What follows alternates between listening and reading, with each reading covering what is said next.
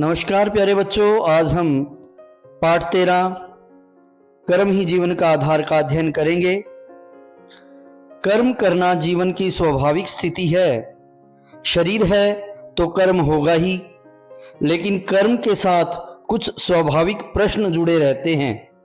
कभी कहा जाता है कि कर्म प्रारब्ध अथवा पिछले भाग्य के अनुसार होते हैं। प्राय ऐसा बोल दिया जाता है कि जैसा भाग्य में है होना तो वही है। कहीं ऐसा भी कहा जाता है कि करने कराने वाला तो ईश्वर ही है, उनकी इच्छा के बिना पत्ता भी नहीं हिल पाता। यह सब देखकर ऐसा भी लगता है कि कर्म करने में मनुष्य स्वतंत्र है ही नहीं। जब यह सत्य है तो हम कुछ नया कर भी कैसे सकते हैं।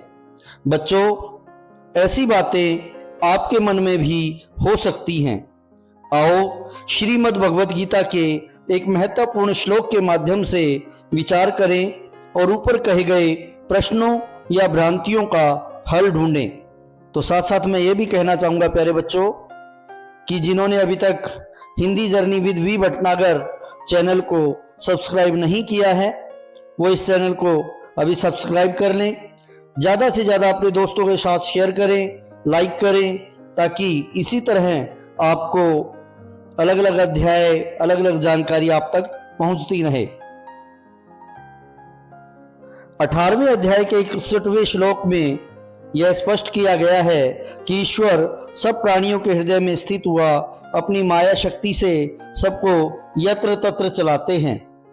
सबसे पहली बात इस श्लोक में यह है कि ईश्वर सब प्राणियों के हृदय में स्थित सबकी चेतना है, वह कहीं अलग नहीं है। शरीर से जो भी क्रियाएं हो रही हैं उसके मूल में शक्ति या चेतना उसी ईश्वर की है। सच बात तो यह है कि चेतना शक्ति के रूप में ईश्वर साथ है, तभी तो सभी कर्म हो रहे हैं।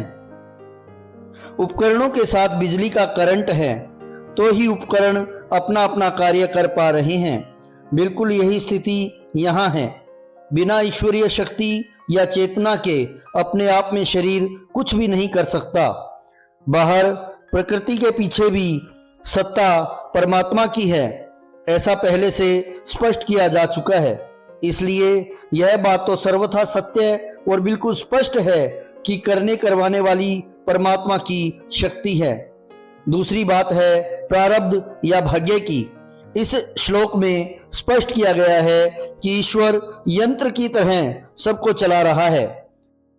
बच्चों, इसे इस रूप में समझो, बिजली का करंट एक ही है। बिना करंट के कोई उपकरण काम कर भी नहीं सकता। लेकिन साथ ही यह सच्चाई भी है कि करंट की केवल शक्ति है, आगे जैसा यंत्र या उपकरण है काम वैसा। उसी बिजली से शक्ति लेकर फ्रिज या एसी ठंडक देता है और वहीं की ऊर्जा से गीजर गर्म पानी, पंखे की हवा, बल्ब, ट्यूब आदि से रोशनी आदि सबका अलग अलग काम, लेकिन बिजली एक ही।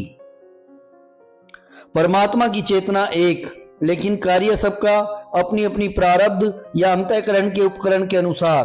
हे विचारशील नवयुवक, यह भी अवश्य ध्यान रखो कि मनुष्य अपनी प्रारब्ध या भाग्य का निर्माता स्वयं ही है। तो प्यारे बच्चों, यहाँ पर यह भी ध्यान रखने वाली बात है कि मनुष्य अपने भाग्य स्वयं अपने कर्मों के अनुसार बनाता और बिगाड़ता है। जो पिछले कर्म है यही अब की प्रारब्ध या भाग्य है। जो अब हमें मिल रहा है, प्राप्त हो रहा है, वो हमारे पिछले जन्मों का जो हमने कर्म किया था उसका हमें फल मिल रहा है। एक प्रश्न यह भी उठता है कि मनुष्य को अपना भाग्य बनाने अथवा कर्म करने मात्र में भी स्वतंत्रता है ही कहाँ। जो यह कहा जाए कि मनुष्य स्वयं ही अपने भाग्य को बनाने वाला है। थोड़ा सा विचार करो, एकाग्रता और समझने जानने की उत्सुकता बनाए रखो। इस श्लोक में छिपे इशारों पर ध्यान दो। ईश्वर सबकी चेतना है, सबके हृदय में है, तो निश्चित मेरे हृदय में है, मेरे भीतर भी है, वही मेरी चेतना है। उसी की शक्ति से यह शरीर कुछ कर रहा है, ऐसे समझ लेना और मान लेना इसलिए आवश्यक है ताकि मेरे कर्म अहंकार में भर कर न हो। अहम साथ होगा तो कहीं न कहीं और वृत्तियां जैसे आसक्ति, आवेश, ईर्ष्या, द्वेष, अहम की तुष्टि के लिए लोभ आदि भी साथ आएंगे। इन सब के अधीन होकर किए कर्म बुराइयों की ओर अग्रसर करेंगे तथा आगे प्रारब्ध या भाग्य भी वैसा बनता चला जाएगा। तो प्यारे बच्चों, जो पिछले कर्मों का हमें फल मिल रहा है वो तो हम ले ही रहे हैं, लेकिन अब अगर हम अच्छे कर्म करेंगे तो हमारे आगे का भाग्य जो है वो अच्छा होता चला जाएगा। इसलिए आवश्यक है कि कर्म ईश्वरीय चेतना शक्ति को स्वीकार करके हों। जीवन का आधार अच्छा होगा तो कर्मों की प्रेरणा भी अच्छी तथा आगे की प्रारब्ध या भाग्य भी अपने आप अच्छा। यह सोचकर न रह जाओ कि हमारे हाथ में है ही क्या। अपने विवेक को जगाओ, संकल्प को दृढ़ बनाओ, ईश्वरीय भाव को साथ लेकर कर्म पथ में अग्रसर रहो। गीता का आशीर्वाद साथ है, ऐसा अनुभव करते रहो। जीवन यात्रा निश्चित ही सुखद बनेगी, ऐसा विश्वास रखो। तो प्यारे बच्चों, हमने अभी कर्म ही जीवन का आधार अध्याय का अध्ययन किया, जिसमें कर्म की प्रमुखता पर बल दिया गया था। आइए अब इसके प्रश्नों को देखते हैं। पहला प्रश्न है, मंदिर जाना, माला फेरना आदि कब पूजा बनते हैं तथा गीता की उदारता क्या है?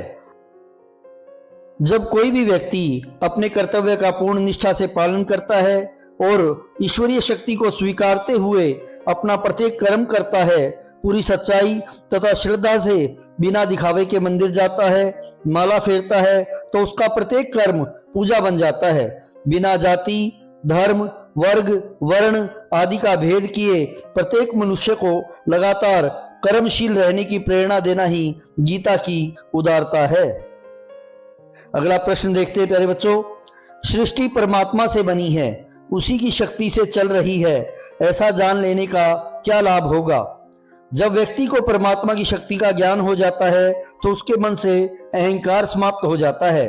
अहंकार समाप्त होते ही वह व्यक्ति काम, क्रोध, लोभ, मोह आदि बुराइयों से बच जाता है और परमात्मा के बहुत नजदीक स्वयं को महसूस करता है और सदा सच्चे मन और पूरी निष्ठा से अपने कर्तव्य का पालन करता है। परमात्मा कण कण में है, यह भाव बने रहने से जीवन कैसा बनेगा?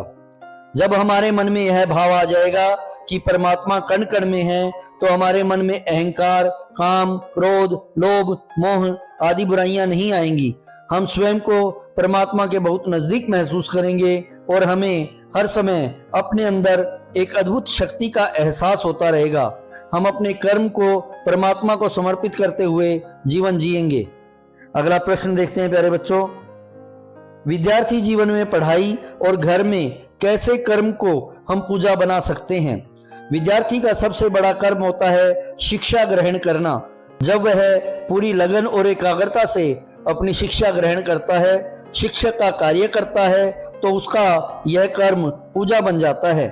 घर पर जब बालक माता पिता और बड़ों का आदर करता है, घर के कार्य करने में घर के सदस्यों की मदद करता है, तो घर के कार्य करते हुए उसका यह कर्म भी घर में रहते हुए पूजा बन जाता है। पांचवा प्रश्न देखते हैं। कहीं किसी भी रूप में सर्विस करते या कार्यरत होते हुए क्या कर्म को पूजा बनाया जा सकता है? यदि हाँ तो कैसे? हाँ, कहीं किसी भी रूप में सर्विस करते या कार्यरत होते हुए कर्म को पूजा बनाया जा सकता है। जो व्यक्ति जिस भी विभाग में सर्विस करता है या कार्य कर रहा है, अपने उस कार्य को वह कर्तव्य के रूप में पूरी लगन से, निष्ठा से और ईमानदारी से करता है, तो उसका वह कर्म ही पूजा बन जाता है। अगला प्रश्न है प्यारे बच्चों। ईश्वर सर्वव्यापक है, इसे स्वीकार करने से आप कैसा अनुभव करते हैं? अपने भावों को लिखकर व्यक्त करें। ईश्वर सर्वव्यापक है, सर्वत्र उसकी शक्ति फैली हुई है, कण कण में उसका वास है। ईश्वर की सत्ता को स्वीकार करते हैं और जब व्यक्ति ईश्वर की सर्वव्यापकता को स्वीकार कर लेता है तो वह विनम्र हो जाता है और इंसानियत और सच्चाई के राह पर चलते हुए अपना जीवन जीता है। तो प्यारे बच्चों, ये था हमारा अध्याय कर्म ही जीवन का आधार। आशा करते हैं आपको यह पसंद आया होगा, तो ज़्यादा से ज़्यादा लाइक करें, अपने दोस्तों के साथ शेयर करें, और जिन्होंने अभी तक इस चैनल को सब्सक्राइब नहीं किया है तो वो Hindi journey with V Bhatnagar इस चैनल को अवश्य सब्सक्राइब कर लें, ताकि आने वाले सभी अध्याय, सभी जो भी महत्वपूर्ण जानकारी है आपको तुरंत प्राप्त हो सके। और अगर आपका कोई डाउट है, कोई सवाल है, तो कमेंट सेक्शन में अवश्य लिखें, या जो भी आप देखना चाहते हैं, जिस विषय पर आप वीडियो चाहते हैं, कमेंट सेक्शन में अवश्य कमेंट करें। मिलते हैं अगले किसी टॉपिक पर शीघ्र ही।